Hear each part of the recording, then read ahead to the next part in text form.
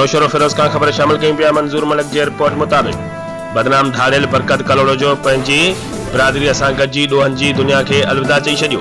Sukkur central jail में 35 मुख़्तलिफ़ केसनि में 13 साल सज़ा काटे आयो आहियां। अॼु पंहिंजे भाइटे राहिब उर्फ राहू कलोड़ो खे भिरियासिटी थाणे जे डाली चौकी ते पेश कयो आहे, जंहिं ते चोरियुनि ऐं फिरनि जा मुख़्तलिफ़ केस आहिनि। बरकत कलोड़ो भिरियासिटी बदनाम ज़माना धाड़ियल बरकत कलोड़ो डाली चौकी ते पहुची प्रेस कॉन्फ्रेंस कंदे चयो त मुंहिंजे भाइटे राहिब उर्फ राहू कलोड़ो ते चोरियुनि ऐं फिरनि जा मुख़्तलिफ़ थाननि ते केस दाख़िल आहिनि, जेको केतिरनि ई केसनि में रूपोश हो, जंहिंखे डाली चौकी ते पहुची इंचार्ज एएसआई हयात लाखी हवाले कयो।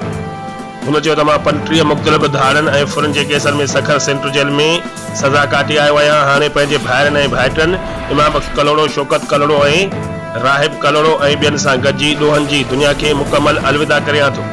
आईजी सिंध मुश्ताक महर, डीआईजी शहीद बेनज़ीराबाद ऐं ॿियनि वसवारनि खे अपील कयां थो त मुंहिंजे भाइटे राहिब कलोड़ो उर्फ राहू तां जाइज़ नाजाइज़ केस ख़त्म कया वञे ऐं असांखे तहफ़्फ़ुज़ ॾिनो वञे त जीअं शराफ़त वारी ज़िंदगी घारे सघूं।